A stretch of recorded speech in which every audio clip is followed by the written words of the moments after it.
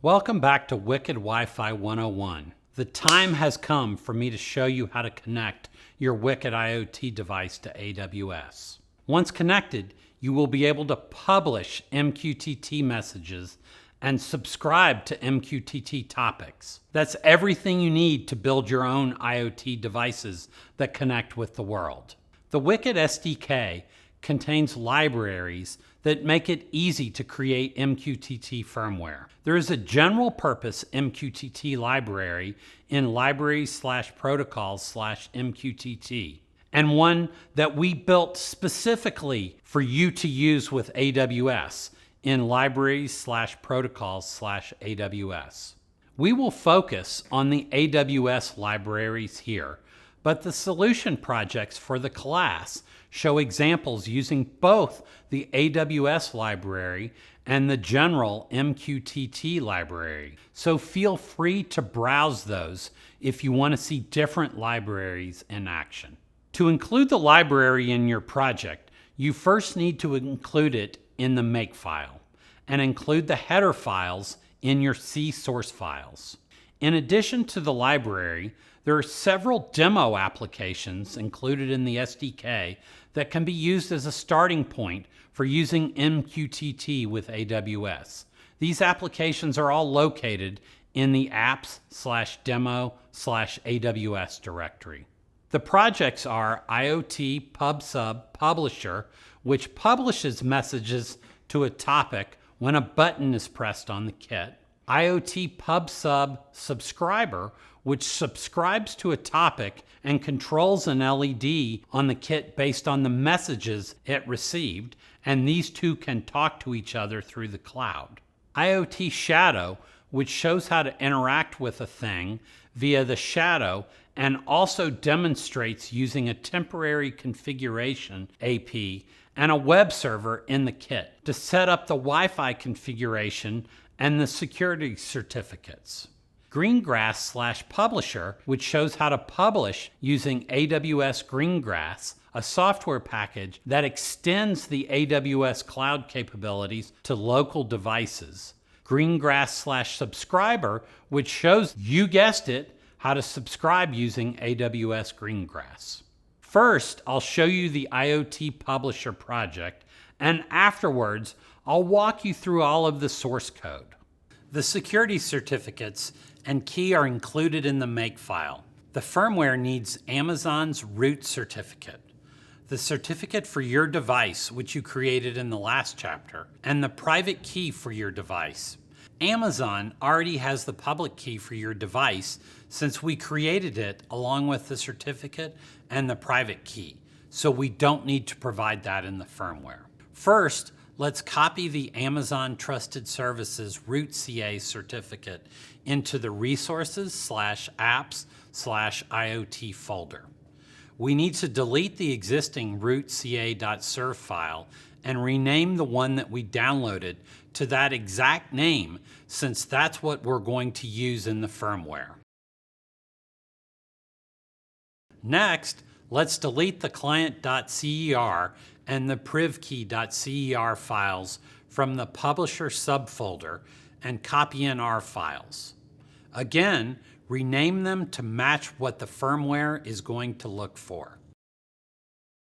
Notice that the AWS root CA certificate is at the resources/apps/IoT level, while the device certificate and key are at the IoT/publisher level. That's done so the publisher and the subscriber could have different certificates. For example, to have a different policy. But the AWS root CA is always the same, so we put it at the shared location.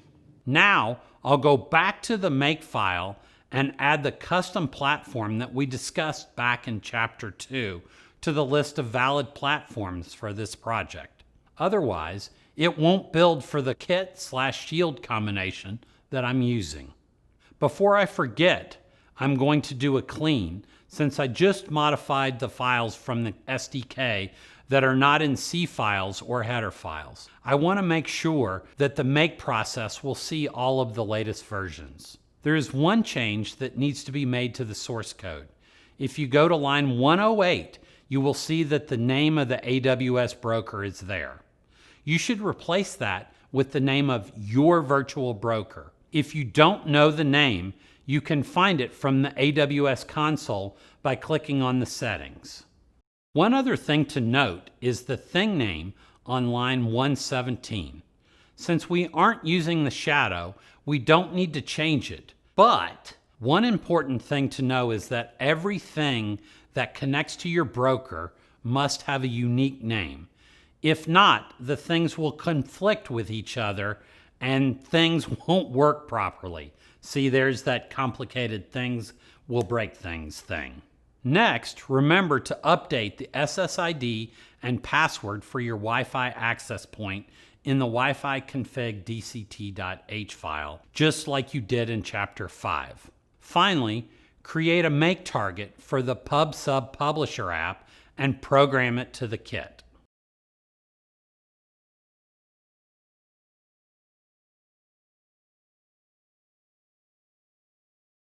From the UART terminal window, I can see that the kit has connected to the Wi-Fi network and it's made an MQTT connection to AWS.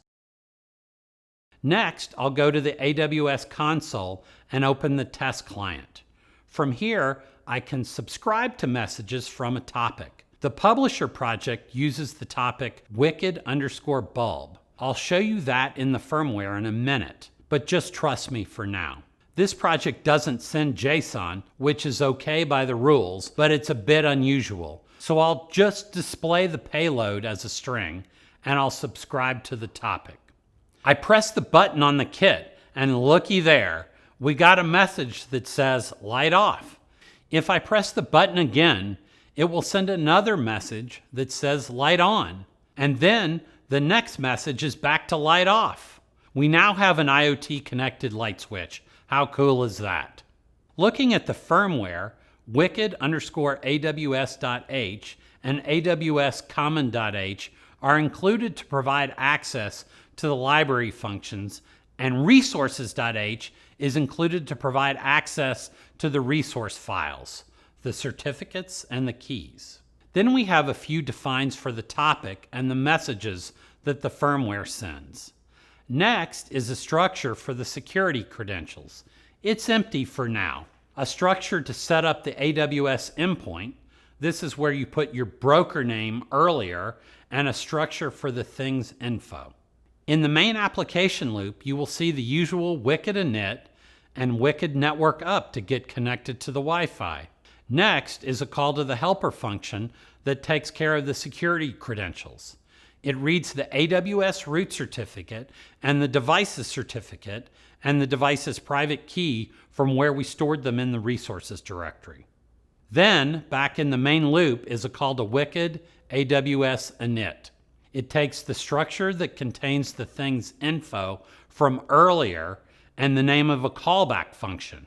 The callback function is called by the library whenever an AWS event is received.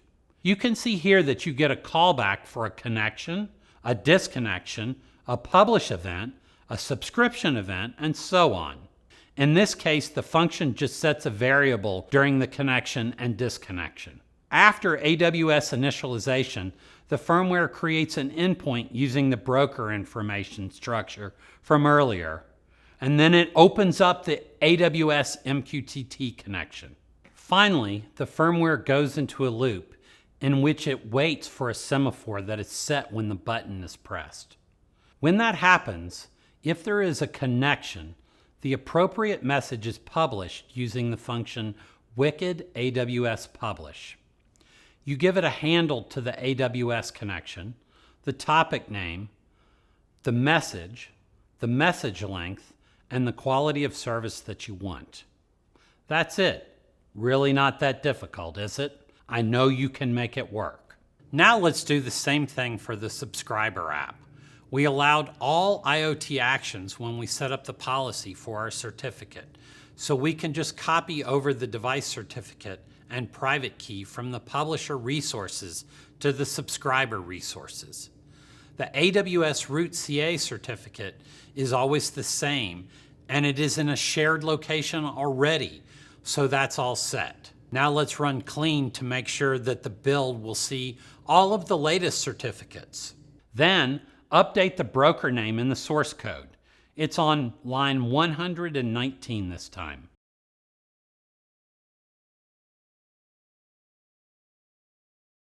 We will again just leave the thing name on line 128 as it is, since it's different from the name that we used in the publisher. In the make file, I'll add the custom platform to the list of valid platforms for this project. Next, don't forget to put your Wi-Fi SSID and password in Wi-Fi config dct.h for this project. Finally, create a make target and program it to the kit.